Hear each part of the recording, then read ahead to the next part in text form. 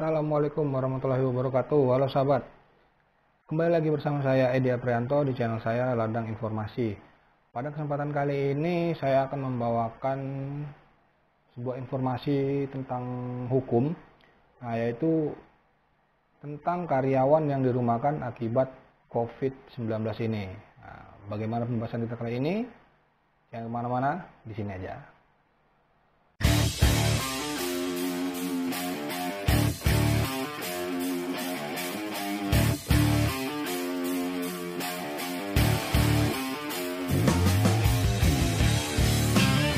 Oke, baiklah. Sebelum kita masuk ke topik pembahasannya, untuk yang belum subscribe channel ini, silahkan subscribe di bawah ini. Untuk yang sudah, jangan lupa like dan komentarnya jika ada sesuatu yang ingin ditanyakan. Topik pembahasan kita kali ini yaitu karyawan yang dirumahkan akibat COVID-19. Ya, seperti yang kita ketahui bersama bahwasanya akhir-akhir ini banyak sekali pemberitaan yang memberitakan tentang banyaknya karyawan-karyawan, ya baik toko, entah produksi atau apapun itu, yang dirumahkan sementara oleh perusahaannya akibat dari COVID-19 ini.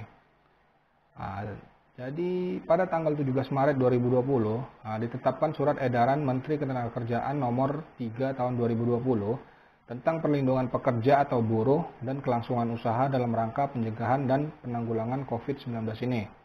Menurut saya, Surat Edaran Menteri Ketenagakerjaan nomor 3 tahun 2020 ini menjadi acuan bagi pengusaha dalam memberikan upah terhadap karyawan yang dirumahkan dalam rangka pencegahan penularan COVID-19. Surat Edaran Menteri Ketenagakerjaan nomor 3 tahun 2020 ini dikeluarkan sehubungan dengan meningkatnya penyebaran COVID-19 di beberapa wilayah Indonesia, yang memperhatikan pernyataan resmi dari WHO yang menyatakan COVID-19 ini sebagai pandemi global. Seperti yang kita ketahui bahwasanya pandemi COVID-19 ini pengaruhnya sangat besar sekali, terutama bagi pengusaha-pengusaha maupun sampai ke karyawannya. Karena banyak usaha yang terpaksa tutup ataupun merumahkan sementara karyawannya. Bahkan ada juga karyawannya yang terpaksa di PHK karena perusahaannya tidak lagi mampu memberikan gaji atau upah kepada karyawannya tersebut. Di sini saya akan mengupas isi dari Surat Edaran Menteri Ketenagakerjaan nomor 3 tahun 2020 tadi. Yang mana pada poin nomor 3 Surat Edaran Menteri Ketenagakerjaan nomor 3 tahun 2020 tadi, para gubernur diminta untuk melaksanakan perlindungan upah bagi pekerja atau buruh terkait COVID-19 ini. Pada poin 3 ini ada beberapa poin lagi yang menjelaskan bagaimana skema upah bagi pekerja atau buruh yang terdampak COVID-19 ini. Pada poin 3 huruf A berbunyi, bagi pekerja atau buruh yang dikategorikan ODP atau orang dalam pengawasan COVID-19 berdasarkan keterangan dokter sehingga tidak masuk kerja paling lama 14 hari atau sesuai standar Kementerian Kesehatan, maka upahnya dibayarkan secara penuh. Pada poin ketiga huruf B, bagi pekerja atau buruh yang dikategorikan kasus suspek COVID-19 dan dikarantina atau diisolasi, maka upahnya dibayarkan secara penuh selama menjalani masa karantina atau isolasi. Pada poin ketiga huruf C, bagi pekerja atau buruh yang tidak masuk kerja karena sakit COVID-19 dan dibuktikan dengan keterangan dokter, maka upahnya dibayarkan sesuai peraturan perundang-undangan.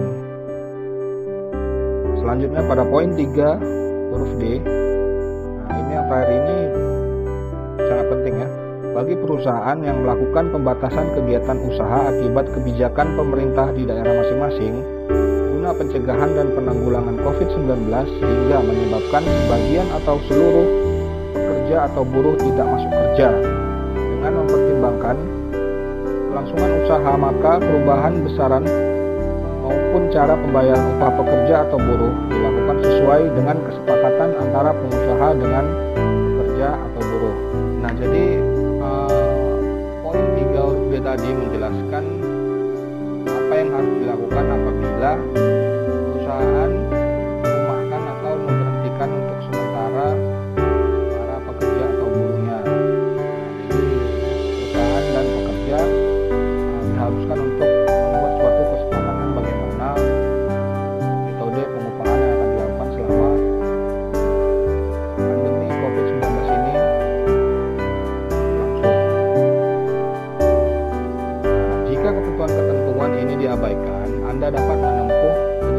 perselisihan hubungan industrial sesuai prosedur melalui mekanisme gugatan yang didapatkan di pengadilan hubungan industrial di wilayah tempat kerja Anda. Nah, dengan gugatan perselisihan hak berupa upah pekerja yang tidak terbayarkan oleh perusahaan. Nah, itulah sedikit informasi tentang bagaimana karyawan yang dirumahkan oleh perusahaan akibat wabah COVID-19 ini. Sesuai dengan Surat Edaran Menteri Ketenagakerjaan Nomor 3 Tahun 2020. Nah, jika ada yang ingin ditanyakan, jangan lupa like, komen, dan share ke media sosial Anda, dan jangan lupa untuk berlangganan channel saya dan nyalakan notifikasinya agar tidak ketinggalan informasi-informasi menarik saya selanjutnya. Sekian dari saya, wabillahi taufiq wal hidayah. Wassalamualaikum warahmatullahi wabarakatuh.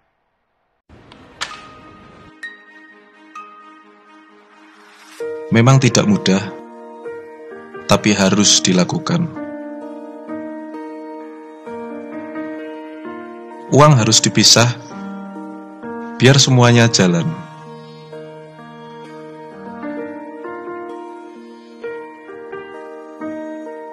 Kalau bisa hemat, kenapa mesti boros? Karena hidup tidak selalu untung. Maka, sebisa mungkin harus menabung. Kaya atau miskin bisa jadi adalah takdir. Tapi cerdas itu pilihan. Klinos merawat mesin, oli lebih awet, bensin lebih hemat.